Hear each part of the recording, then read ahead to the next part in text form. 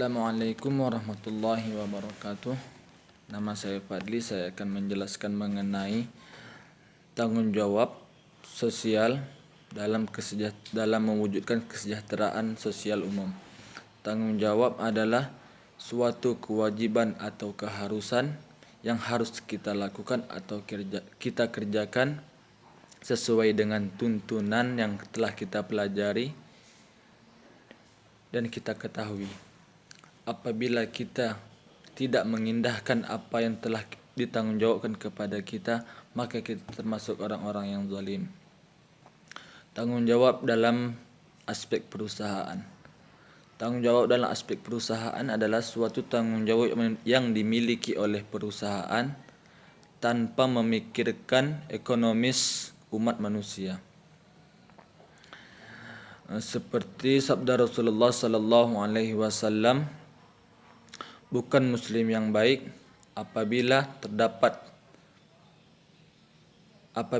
seorang muslim tidur dalam keadaan kenyang sedangkan tetangganya tidur dalam keadaan kelaparan. Di sini Islam mengajarkan untuk saling berbagi, saling menolong dan saling menjaga agar persaudaraan atau ukhuwah terjalin secara sehat tanpa ada pertikaian sama sekali. Bentuk kesejahteraan sosial. Untuk bentuk kesejahteraan sosial di sini ada beberapa macam. Yang pertama itu tentang kesejahteraan sosial secara umum antara pekerja dengan perusahaan. Kesejahteraan sosial antara pekerja dengan perusahaan ini sangat berkaitan dalam etika bisnis. Yang pertama, ada beberapa hal yang mempengaruhi tentang kesejahteraan sosial antara pekerja dengan perusahaan, yaitu yang pertama mengenai keputusan perekrutan, promosi dan lain-lain bagi pekerja. Di sini Islam mengajarkan kita untuk melakukan setiap umat muslim berlaku secara adil. Nah, di sini dapat dicontohkan di mana halnya apabila seorang manajer melakukan perekrutan atau promosi dan lain-lain keputusan lain-lain untuk pekerja, seharusnya manajer tersebut melakukan atau menilai kinerja seseorang tersebut terhadap orang lain, pegawai lain. Misalkan apakah pegawai tersebut melakukan pekerjaannya dengan jujur dan dengan giat. Di situ dapat diputuskan tidak dengan cara kekeluargaan atau lain-lain. Yang kedua itu tentang mengenai upah yang adil. Mengenai upah yang adil, seharusnya majikan dan pekerja dari awal telah memutuskan upah yang akan dihasilkan dari si pekerja tersebut untuk melakukan pekerjaan yang diberikan. Sama halnya yang upah yang adil.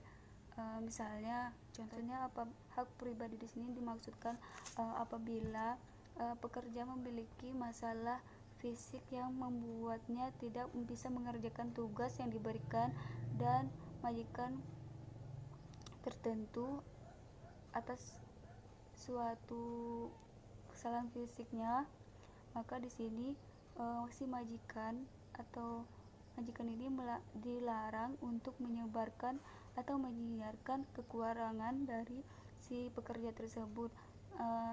Hal ini dimaksudkan apabila misalnya pekerja tersebut sudah ceroboh atau telah memiliki kekurangan fisik, maka si majikan tidak boleh menyiarkannya agar itu distributor dalam etika bisnis bahwasanya seorang pembeli harus melakukan negosiasi dengan harga yang adil dan tidak mengambil keuntungan berdasarkan bagian atau kekuasaan yang lebih besar. Misalnya sistem pasar bebas.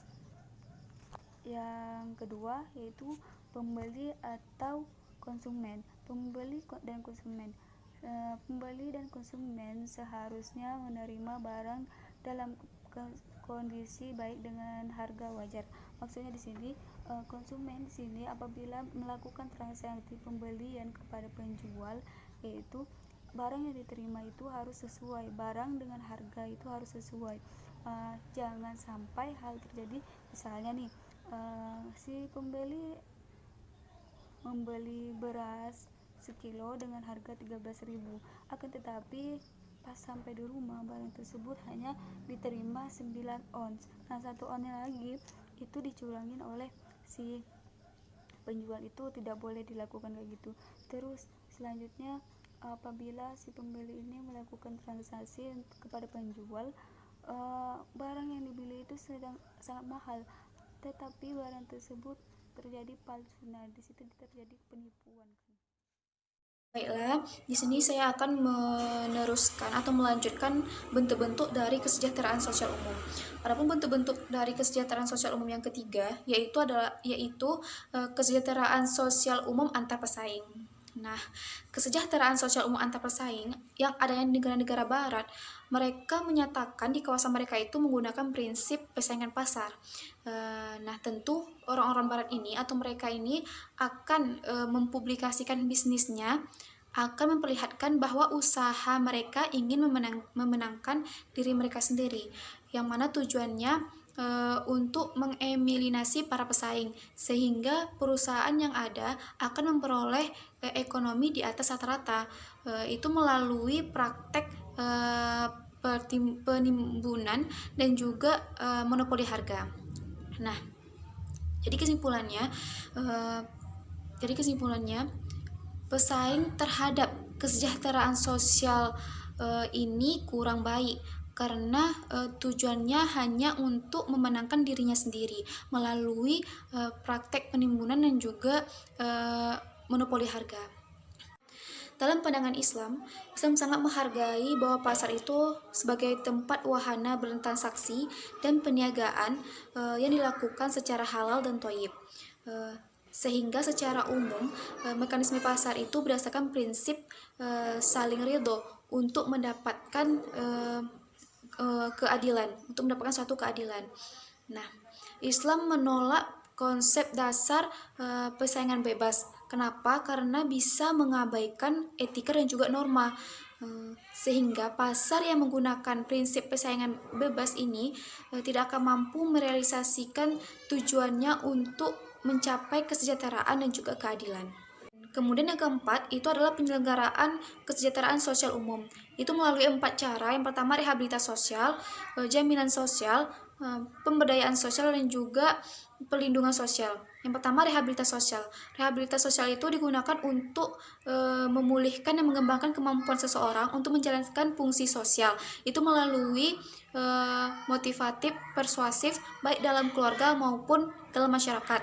Yang kedua adalah jaminan sosial. Jaminan sosial ini memberikan jaminan kepada fakir miskin, anak yatim piatu, dan juga orang lanjut usia untuk memenuhi kebutuhan dirinya. Kemudian yang ketiga, pemberdayaan sosial. Pemberdayaan sosial ini untuk memberdayakan seseorang, sekelompok atau masyarakat yang mengalami masalah kesejahteraan sosial agar memenuhi kebutuhan mereka sendiri. Kemudian yang keempat adalah perlindungan sosial. Perlindungan sosial ini untuk mencegah dan menangani risiko. Itu melalui bantuan sosial, advokasi sosial, dan juga bantuan hukum.